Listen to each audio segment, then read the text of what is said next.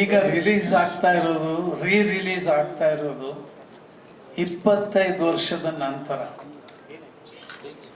So ಏನೋ 25 75 ಎಲ್ಲ sounding ಚೆನ್ನಾಗಿದೆ. ಹೌದು. ಈಗ ಮುಂಚೆ ಯಾರೂ ಜನರಿಗೆ ನಮ್ಮ ಸಿನಿಮಾ ನೋಡಿ ಕಾಮೆಂಟ್ ಮಾಡಿ ಅದೆಲ್ಲ ಹೇಳ್ತಾ ಇರಲಿಲ್ಲ. ಇವತ್ತು ಪ್ರೇಕ್ಷಕರನ್ನ ಭಿಕ್ಷೆ ಬೇಡೋ ಸ್ಥಿತಿಗೆ ಬಂದಿದೆ ನಮ್ಮ ಸಿನಿಮಾ. ಆಗ ಸಿನಿಮಾ ಬಂದರೆ ರಿಲೀಸ್ ದಿವಸ ಒಂದು 20 ಆಟೋ 30 ಆಟೋಲ್ಲಿ ಸ್ಟಾರ್ ಕಟ್ಕೊಂಡು ಬರ್ತಾ ಇತ್ತು.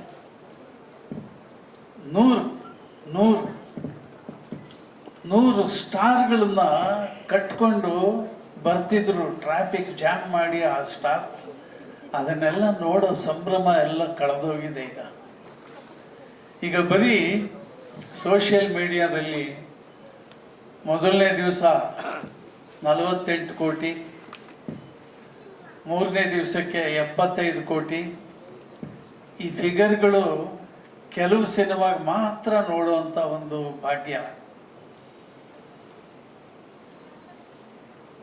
ಈ ಸಿನಿಮಾದಲ್ಲಿ ಶೂಟಿಂಗಲ್ಲಿ ನಾವು ಏನು ಅನುಭವಿಸಿದ್ವಿ, ಏನೇನು ಖುಷಿ ಪಟ್ವಿ, ಎಷ್ಟು ಸಂತೋಷ ಪಟ್ವಿ, ಎಲ್ಲೆಲ್ಲಿ ಟ್ರಾವೆಲ್ ಮಾಡಿದ್ವಿ, ಅದೆಲ್ಲ ಒಂದು ದೊಡ್ಡ ಸೌಭಾಗ್ಯ. ಆ ಥರ ಚಾರ್ಮ್ ಇವತ್ತು ಶೂಟಿಂಗ್ ಜಾಗದಲ್ಲಿ ಇಲ್ಲವೇ ಇಲ್ಲ, ಎಲ್ಲ ನಾಶ ಆಗಿದೆ. ಈ ಸಿನಿಮಾ 100 ಡೇಸ್ ಫಂಕ್ಷನ್ಗೆ ಸುಮಾರು ಊರಿಗೆ ನಾವು ಹೋದ್ವಿ. ಹೋದ ಕಡೆ ಎಲ್ಲ ಊರಲ್ಲಿ ಮೆರವಣಿಗೆ ಮಾಡಿ ನಮ್ಮನ್ನ ಥಿಯೇಟರ್ ಕರ್ಕೊಂಡು ಹೋಗ್ತಾ ಇದ್ವಿ. ಅದು ವೈಭವ. ಈಗ ಅದು ಗತವೈಭವ ಆಗಿದೆ. ಯಜಮಾನಗೆ ನಾವು ಸುಮಾರು ಕಡೆ ಹೋಗಿದ್ದೀವಿ, ಸುಮಾರು ಕಡೆ. ನಾರ್ತ್ ಕರ್ನಾಟಕ, ಮೈಸೂರು, ದಾವಣಗೆರೆ, ಕೋಲಾರದಲ್ಲಿ ಕನ್ನಡ ಸಿನಿಮಾನೇ ಓಡ್ತಿರ್ಲಿಲ್ಲ. ಫಸ್ಟ್ ಸಿನಿಮಾ 100 ಡೇಸ್ ಅಲ್ಲಿ ಹೋಗಿರೋದು. ಅದೆಲ್ಲ ನೆನೆಸ್ಕೊಂಡ್ರೆ ಈಗ ನೆನೆಸ್ಕೊಂಡು ಸಂತೋಷ ಪಡೋದಾ, ಆ ಥರ ಭಾಗ್ಯ ಇವಾಗ ಇಲ್ವಲ್ಲ ನಮಗೆ ಅಂತ ದುಃಖ ಪಡೋದಾ, ಒಂದು ಗೊತ್ತಾಗ್ತಾ ಇಲ್ಲ. ಸಿನಿಮಾ ಶೂಟಿಂಗಲ್ಲಿ ನನಗಂತೂ ಮೈಸೂರು ಯೂನಿವರ್ಸಿಟಿ ಒಳಗಡೆ ಹಲಸಿನಣ್ಣು ಎತ್ಕೊಂಡು ಓಡಾಡಿದ್ದು 2 ದಿವಸ, ಅದೇ ಜ್ಞಾಪಕ ಇದೆ ನನಗೆ. ಅಂದರೆ ಅಷ್ಟು ಸಹಜವಾಗಿ, ಅಷ್ಟು ಸುಂದರವಾಗಿ ಪ್ರತಿಯೊಬ್ಬರೂ ಆ ಸಿನಿಮಾಗೋಸ್ಕರ ಕೆಲಸ ಮಾಡಿದ್ರು. ಆ ಸಿನಿಮಾ ಮತ್ತೆ ರಿಲೀಸ್ ಆಗ್ತಾ ಇರೋದೇ ಒಂದು ವೈಭವ. ಮತ್ತೆ ಅದನ್ನ ಥಿಯೇಟ್ರಲ್ಲಿ ನೋಡಿ ಆನಂದಿಸ್ಬೇಕೇ ಹೊರತು ಟಿವಿನಲ್ಲಿ ಅಲ್ಲ. ಮತ್ತೆ ಸ್ಕ್ರೀನಲ್ಲಿ, ದೊಡ್ಡ ಸ್ಕ್ರೀನಲ್ಲಿ ನೋಡುವಂಥ ಅವಕಾಶ ಎಲ್ಲ ಚಿತ್ರಪ್ರೇಮಿಗಳಿಗೆ ಸಿಗ್ತಾ ಇದೆ. ನೋಡಿ ಆನಂದಿಸಿ. ಇದರ ನಿರ್ಮಾಪಕರಿಗೆ ಆಗ ರಿಲೀಸ್ ಆದಾಗ ಅವ್ರಿಗೆ ದುಡ್ಡು ಸಿಕ್ತೋ ಇಲ್ವೋ ಗೊತ್ತಿಲ್ಲ. ಸಿನಿಮಾ ತಗೊಂಡವ್ರಿಗೆಲ್ಲ ದುಡ್ಡು ಸಿಕ್ತು ಅಂತ ಆವಾಗ ಒಂದು ಸುದ್ದಿ ಇತ್ತು, ನಮ್ಗೆ ಅಷ್ಟೇ ನೆನಪಿರೋದು. ಯಾಕೆಂದ್ರೆ ಆಗೇನು ಓಪನ್ ಆಗಿರಲಿಲ್ಲ.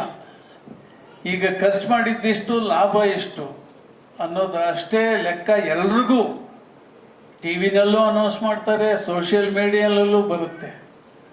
ಆಗ ಅದು ಅಷ್ಟು ಬರ್ತಿರ್ಲಿಲ್ಲ. ಆದರೆ ಅದನ್ನು ಲೆಕ್ಕನೂ ಹಾಕ್ತಿರ್ಲಿಲ್ಲ. ಸಿನಿಮಾ ಹೌಸ್ಫುಲ್ ಆಯ್ತಾ, ದಿನಮ 100 ಡೇಸ್ ಹೋಯ್ತಾ. ಇವತ್ತು 100 ಡೋಸು ಕನಸು. ಯಾಕೆಂದ್ರೆ ಆಗ ರಿಲೀಸ್ ಆಗ್ತಾ ಇದ್ದಿದ್ದು ಒಂದೊಂದು ಏರಿಯಲ್ಲಿ 6 ಥಿಯೇಟ್ರು, 4 ಥಿಯೇಟ್ರು, 3 ಥಿಯೇಟ್ರು ಈ ಥರ. ಈಗ ಒಟ್ಟಿಗೆ ಬಿಡ್ತಾರೆ 700 ಥಿಯೇಟ್ರು, 800 ಥಿಯೇಟ್ರು, ಅಷ್ಟು ಸ್ಕ್ರೀನಲ್ಲಿ ಒಟ್ಟಿಗೆ ಬರೋದ್ರಿಂದ ಆ 100 ಡೇಸು 50 ಡೇಸು ಅದೆಲ್ಲ ಮಾಯ ಆಗ್ಬಿಟ್ಟಿದೆ. ಆ ಸಂಭ್ರಮ ಇಲ್ಲ. ಸೋಷಿಯಲ್ ಮೀಡಿಯಲ್ಲಿ ಕಲೆಕ್ಷನ್ ಹಾಕಿದಾಗ ಓ ಇಷ್ಟೊಂದು ಬಂತೆ, ಓ ಹಂಗಿದ್ಯಾ ಹಿಂಗಿದ್ಯಾ ಅಂತ ಅದನ್ನು ಬೂಸ್ಟ್ ಮಾಡ್ತಾರೆ. ಸೋಷಿಯಲ್ ಮೀಡಿಯಾದವ್ರಿಗೆ, ಯೂಟ್ಯೂಬರ್ಗೆ ಹಾಕಿಸ್ತಾರೆ, ದುಡ್ಡು ಕೊಟ್ಟು ಹಾಕಿಸ್ತಾರೆ. ಜೀವಾಳ ಇರೋ ಸಿನಿಮಾ ಅದೆಲ್ಲ ಬೇಕಾಗೇ ಇಲ್ಲ. ಹಾಗಾಗಿ ನಮ್ಮ ಸಿನಿಮಾ ನೋಡಿ ಮತ್ತೆ ರಿಲೀಸ್ ಆಗ್ತಾ ಇದೆ ಅದೇನು ಹೇಳುವಂಥ ಅವಶ್ಯಕತೆ ಬೇಕಾಗಿಲ್ಲ. ಈ ಸಿನಿಮಾಗೆ, ಈ ಯಜಮಾನ ಸಿನಿಮಾಗೆ ಬೇಕಾಗಿಲ್ಲ. ಇದು ಸ್ಕ್ರೀನಲ್ಲಿ ಬರುತ್ತೆ ಅಂತ ಗೊತ್ತಾದ್ರೆ ಸಾಕು, ಮತ್ತೆ ಜನ ನೋಡ್ತಾರೆ, ಹಳ್ಳಿಯಲ್ಲಿ ನೋಡ್ತಾರೆ. ಎಷ್ಟೋ ಮನೆಯಲ್ಲಿ ಅಣ್ಣ ತಮ್ಮಂದ್ರು ಒಂದಾಗಿದ್ದಾರೆ, ಮತ್ತೆ ಅದನ್ನ ನೆನಪು ಮಾಡಿಕೊಂಡು ಮತ್ತೆ ಬರ್ತಾರೆ. ಇದು ಅಂತ ಒಂದು ಸಿನಿಮಾ. ನನ್ನ 50 ವರ್ಷದ ಅನುಭವದಲ್ಲಿ ಸುಮಾರು 650-700 ಸಿನಿಮಾದಲ್ಲಿ ಅಭಿನಯಿಸಿದ್ದೀನಿ. ಆದರೆ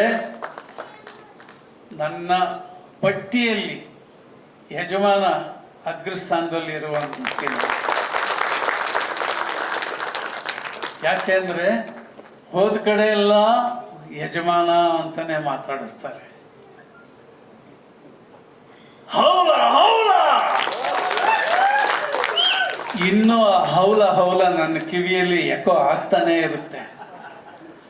ಈಗ ಎಷ್ಟೋ ಜನ, ಎಷ್ಟು ಕಡೆ ಅಣ್ಣನ ನಾವು ನೋಡೋಕ್ಕಾಗಿಲ್ಲ, ನಿಮ್ಮನ್ನು ನೋಡ್ತಾ ಇದ್ದೀವಿ ಅಂತಾರೆ. ಅಂದರೆ ಅವರ ಪ್ರಭಾವ ಇಡೀ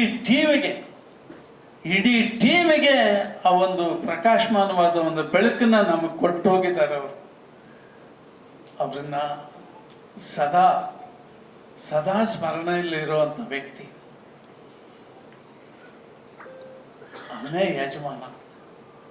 ಆ ಯಜಮಾನಕ್ಕೆ ಯಶಸ್ಸು ಸಿಕ್ಲಿ. ಮತ್ತೆ ರಿಲೀಸ್ ಮಾಡ್ತಾ ಇರೋ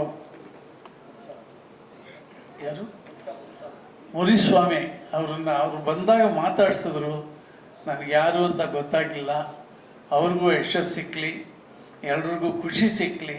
ಮತ್ತೊಮ್ಮೆ ಎಲ್ಲ ಥಿಯೇಟ್ರಿಗೆ ಬಂದು ಸಿನಿಮಾ ನೋಡಲಿ, ಒಳ್ಳೇದಾಗಲಿ ಎಲ್ರಿಗೂ ಅಂತ